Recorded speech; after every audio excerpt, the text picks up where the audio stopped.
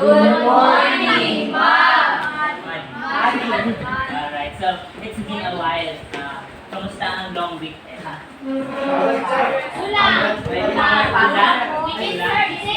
Busy. So are you able to do your assignment? So you will pass that later. So before anything else, stand up and we will have our meeting.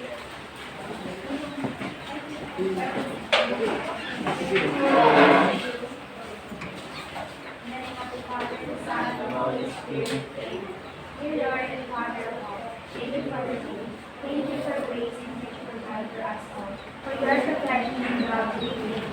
Help us to focus our hearts and minds, not on what we are about to learn. Inspire us by the Holy Spirit as we listen and guide. Guide us by your eternal light as we discover about the world around us. We ask all this in the name of Jesus. Amen. The Father, the Son, and the Holy Spirit. Amen. Amen. Alright, so who's absent for this morning? So then, we're absent for this morning. Okay. Jenny Lynn. So is there, are you informed why are they absent today? Oh, no. Okay, so who's the class secretary? Okay, the class secretary is absent. So, Mr. President, can I have a list of absent students for this morning? Alright, so last time, what we discussed last time? About? Yes, Jerome, about? We discussed about? About what? Oh my God, the long weekend, ha? Effect on the long weekend. Okay. About condition? So what's the measures of position? Yes, we discussed about measures of position for ungrouped data. Alright. So, what are the measures of position? Quartile. Percentile. Now to test if you really understand our topic, so we will have a simple game. So this game is called fact or bluff. Okay, please read the direction, Aliyah. Direction. Tell if the statement is fact or bluff. Raise the green card if it is fact and the red card if it is bluff. Okay, so fact or bluff is simply a true or false. So if the statement is fact, you are to raise the green card. So get one and pass. Get one and pass. Now if the statement is false, you are to raise the red card. So get one and pass. So additional instructions lang. So I will read the statement first and then say it is a fact or bluff before you raise your card. So are the instructions clear to you? Yes. What questions do you have? Wala pa naman. Okay, so malinaw. So lahat ba ay meron ng green card and red card? Meron na? Sino pang walang red? Okay. Green. So this will test if you really understood our topic. Binasan niyo ko sa gilid. Red. Hindi na. Meron na ba lahat? The red and green card? So are you ready? Ano pa? Yes. Ay, nag-ano pala. Red flag, green flag. Sinong green flag? Okay lang. Okay. Again, I will read the statement first before you raise your answers. Okay. Does everyone have the green and red cards? Okay, let's start. The first statement is the median score is also the fifth decile. Fact or bluff? Fact. The answer is fact. Second statement. Decile divides the data into 100 equal parts. Fact or bluff? Red or green? So I can see green, I can see red. So the answer is bluff because decile divides the data into 10 equal parts. Alright, so the next statement is the scores on the upper quartile means that they are on the upper 25% of the data. Is it fact or bluff? I can see, raise your cards. The answer is fact. Right. Next, 90% of the data set is above the first decile. It is a fact or bluff? 90% of the data set is above the first decile. So I can see red, I can see green. So what's the answer is? Fact.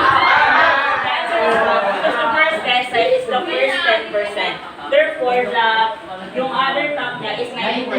Alright. Okay. Okay, when the computed locations have decimal point, we use the linear polarization. It is a fact or bluff. Who says fact? Who says bluff? Okay. So we use the linear polarization. The answer is because the right term is linear interpolation, not linear polarization. Okay. So who got the answers? Ano ay lahat ay na-answeran nila ng tama. Okay. So some of you might be a little confused. So mag-backread na lang tayo sa GC natin and panoorin niyo yung mga videos na sinasend ko sa inyo para mas ma-deepen pa yung understanding niyo ng topic. So we are about to finish this topic on ungroup data. But before that, let us have this problem. So, in 3 minutes, I challenge you to solve this problem. In 3 minutes.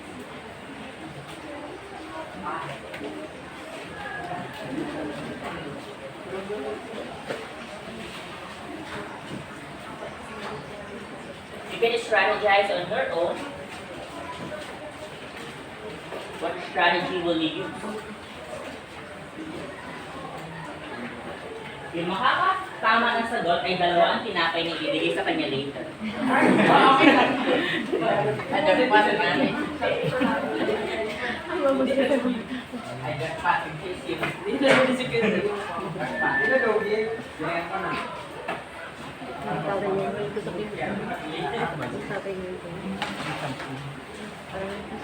Tumakin po.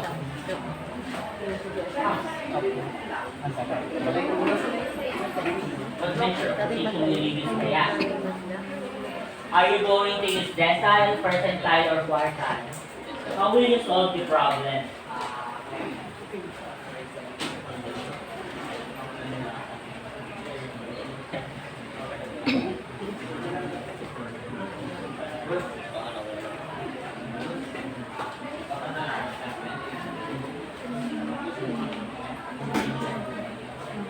So how will you solve the problem?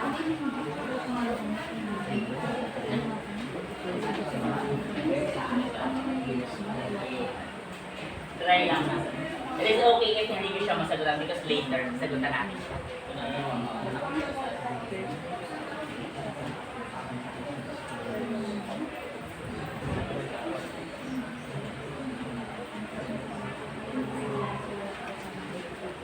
Nakikita niyo ba?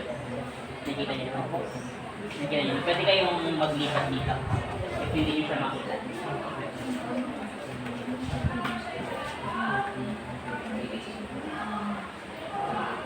Last 1 minute.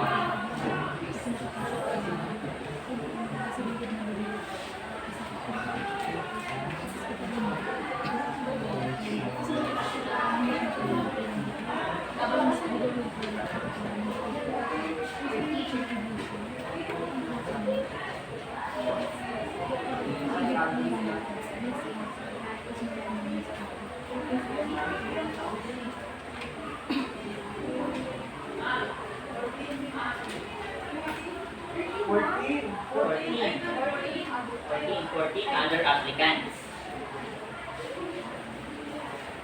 So how many applicants are there in totality?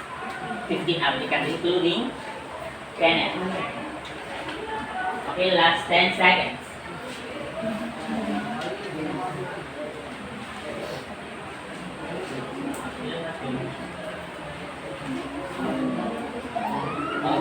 Okay, time's up. Time's up. Time's up.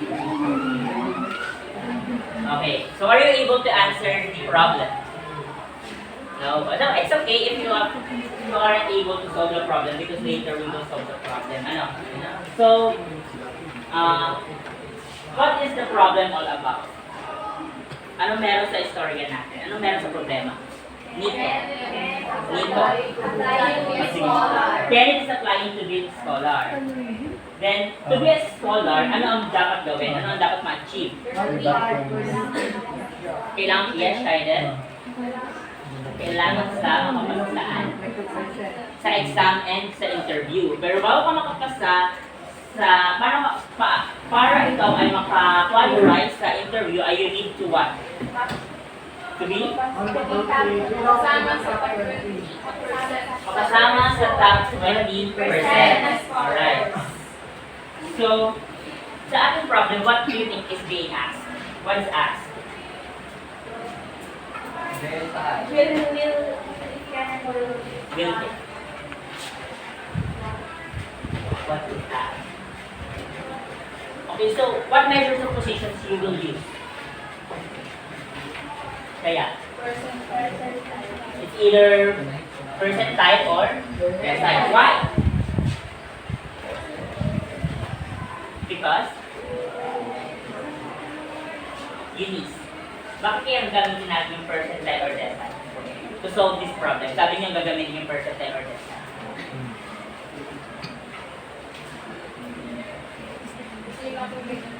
Kasi, you're able, kaya nyo ma-obtain yung top 20% using percentile or decile.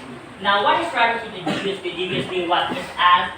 What are the given? Ginamit nyo ba yun? Ginamit nyo yun para masagot? Ay, sila nag-strategize. Okay, when you were on elementary, anong strategy natin sa pag-solve ng problem? Di ba we have, I guess Raisa, Agonza? Ano yung Agonza? Agonza. As given operation number sentence Solution. Agonza solution and answer. So it could be transferred to what is asked, what are the given, what is the operations to be used. So when we were on our elementary grades, we were exposed to that kind of problem solving. Now you were on grade 10, and we are dealing with measures of position. Yes, that could also be used, but I will introduce you to a new strategy on how to solve problem solving involving measures of position. And that will be our topic for this morning. So, Tala, please read the intended learning outcomes.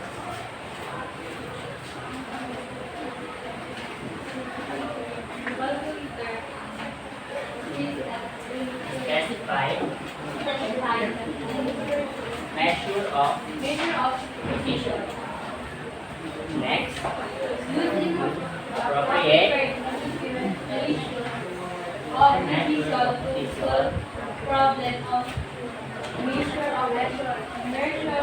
measure of position.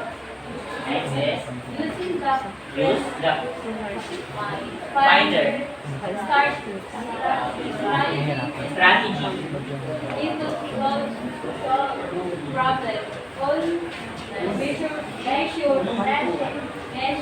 Measure of position. So our topic for this morning will deal about the finder strategy. And the intended learning outcome says that you are expected, it is what we need to achieve in this morning. You are expected to use appropriate measures of position based on the problem and use the finder strategy. So I will present to you a new strategy, which is the finder strategy. And you are expected to use that strategy in solving the problem. Do you have questions patungkol sa ating intended learning outcomes? Okay. Now, ano ba yung finder strategy? So actually, the finder strategy is an acronym for which each letter in this strategy corresponds to the first letter nung bawat steps niya. F-I-N-D-E-R. So therefore, there are 6 steps in this strategy. The first step is focus. When we say focus, you are to read the problem, you are to analyze and to understand what is the problem all about. And you are to identify or to locate what is being asked. Gaya dito, kapareha siya noong sinabi ni Raisa kanina, yung ask. Mag-start tayo palagi sa what is asked. Para malaman natin yung para malaman kung ano meron sa problem at kung ano pa yun yung mag-serve as guide natin. So, pwede natin siya i-transform yung focus sa what is asked or what is the main question sa ating problem. Yan. So after you locate what is being asked on the problem, now you are ready for the next step, which is I. And I stands for identify. So what do you need to identify? Measure of position to use. Okay. After pwede mo i-identify yung givens, and of course, the most important is you identify what measures of position to use, the most appropriate measures of position to use. Is it decile? Is it percentile? Is it quartile? Quartile 1, 2, 3, or so on. Then after you identify kung ano ba talaga yung gagamitin mo, now you are ready to navigate. And when we say navigate, ano ba yung pumapasok sa utak pag sinabi natin navigate? Hanapin ang formula. So when we say navigate, it has something to do with location. Diba? Yung ating mga cellphone, pwede tayo mag-navigate sa ating GPS, diba navigate ito? And why is it called navigate is because in this step sa navigate step, we are looking for the location. Di ba ang una natin ginagawa ay, after natin ma-identify yung measures of position, yung formula na gagamitin natin. And then yung gagamitin natin ng formula, ang mag-solve natin doon is the location or the position of this course. So, yun yung navigate. Then i-perform natin, i-calculate natin yung measures of position. Then the next step is to decode. Ano yung i-decode na natin? I-decode na natin yung exact value. Diba, kung doon sa navigate part natin ay we calculate the location. Now, on the decode part, we will calculate for the specific or the exact value. It's either we count from the lowest score up to the location or use the what? Kapag may decimal. Linear. It's either we use the linear interpolation. On the decode part, we also interpret. Diba? Nag-klase tayo about interpreting. So, dito rin natin isusulat yung ating interpretation. Okay. Next, after we calculate the exact value and interpret, we are ready to, letter E, elaborate. Now, in this part, we will answer the main question or the problem. Mabalik tayo sa focus dito sa elaborate part. Gagamitin natin yung na-decode natin na answer so that we are able to answer yung main question. So dito, isusulat natin yung ano yung pinakasagot natin sa main question. Kagaya dito, saan natin sinusulat yung main answer? Di ba dito sa answer? Alright. And then after you answer the question, of course, it's important to letter R, review. You ask yourself, is my solution correct? Babalik ka sa pagbabasa, babalik ka sa focus. Titignan mo kung tama pa talaga yung identify mo ng main question. Tama ba yung pagkakaintindi mo ng problem? And then, babalik mo ma-identify. Tama ba yung ginamit ko na measure sa position? Babalikan mo navigate. Tama ba yung aking computation ng location? Then kung tama, babalikan mo yung decode. Tama ba yung value na nakuha ko sa aking calculation? And then, tama ba yung aking naging sagot? So why do you think review is important? Jerome. Para po natin makita ang pag nalaman ko na yung malikaw na gawa din sa pag-step na mababago. Kasi tayo lahat ay pwede nung magka-miss. Okay, again, what is the finder strategy? Letter F for? Focus. Anong hinihingi sa focus? What is the main question? And the letter I is? Identify. Ano yung kailangan i-identify? What measure of position to use? And the letter N? Navigate. What formula to use? What is the computed location? And then letter D is? Decode. Ano yung decode natin? What is the value of the calculated location? That exact value. And then letter E for? Elaborate. What is the answer to the main question? So, in elaborate, dito natin nakasagutin na yung tanong. The letter R is? Review. Review. So, do you have any questions regarding this step in finder strategy? None? So, to deepen your understanding, let us apply this strategy to our problem. Gamitin ulit natin yung problem ni Ni Kenneth. Alright. So letter F for F is for focus. So F is for focus. So what is asked in this problem? Okay. What is asked? What is asked? Anong hinihingi? Anong main question? What is the main question? Anong pinakang tanong ng problema?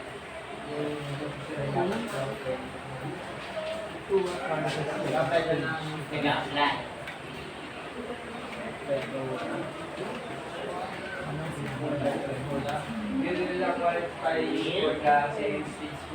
So the main question here is that will Kevin or will he qualify for the second stage given the condition? No. So this is our main question. Will he qualify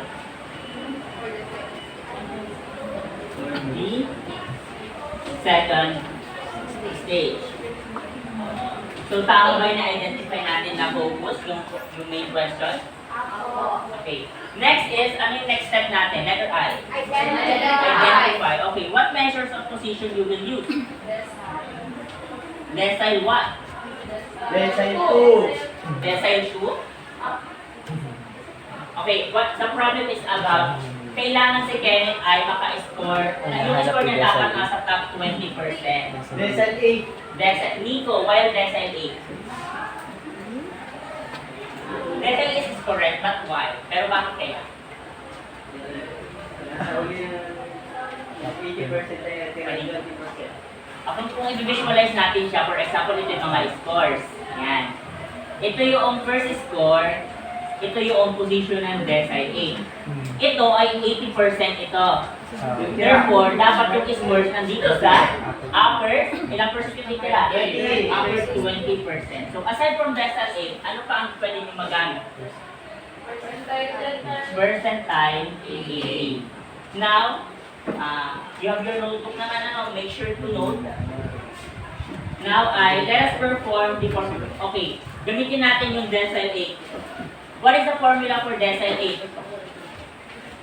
D8 equals 8 times 10 plus 1. n plus 1 over 10. 10. Okay, what is the value of n? 20. 14. 14. Are you sure? 15. 15. Okay. There are 15 applicants for Kenneth. Ano? So 15. 15 plus 1 over 10. Okay. 8 times 15 plus 1. 16. 8 times 16. On your calculators, you may use your phone. 120. 128. Over 10 or divided by 10 is? 12.8. By the way, this is for the location, ha? Location or position of the 8 decile. So, ilan? 12.8. Alright. So, the computed location of the 8 decile is at 12.8.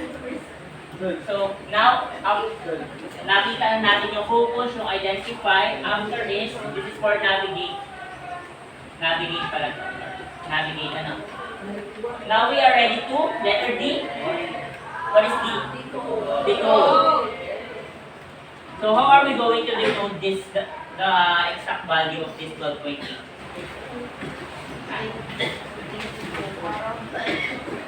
Ano gagamitin natin? Linear interpolation. Okay, how will we use the linear interpolation? So for example, so 12.8, ano? Why are you going to use linear interpolation by the way? Kailangan why? Bakit gagamitin? Kasi may decimal point. Alright. May decimal point yung equation natin.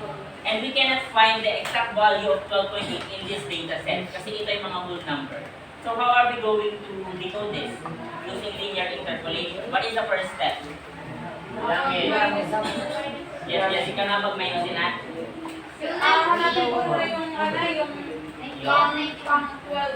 Pang 12 and this is between 12 and 13.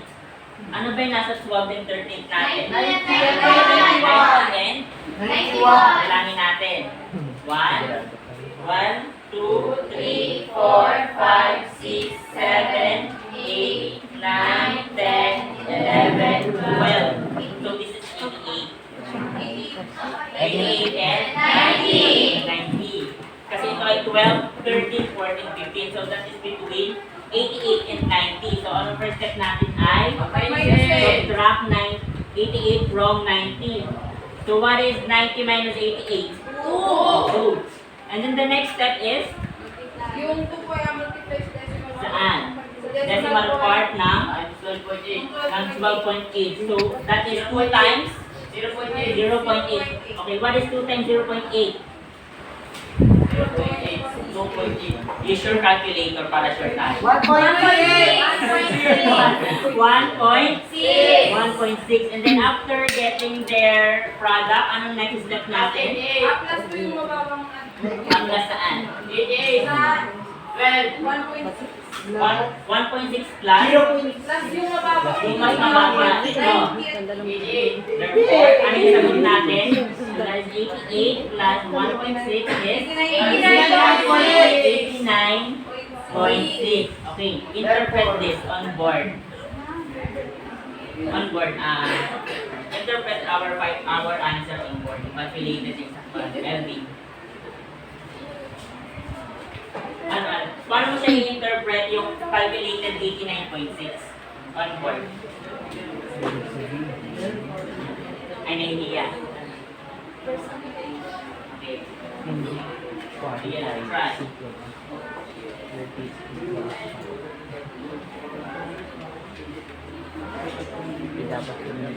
Therefore, ano?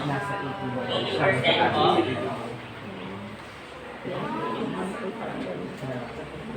So, dapat siya ay naka-90 pataas para siya ay masado sa second stage.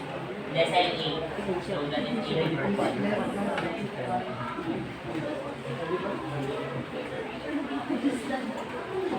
Less than or?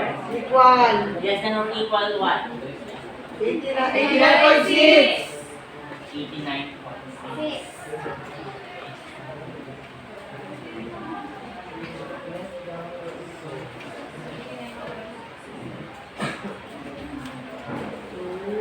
Okay. So the interpretation is 80% of the scores is less than or equal 89.6. Okay. Now, identify natin yung focus.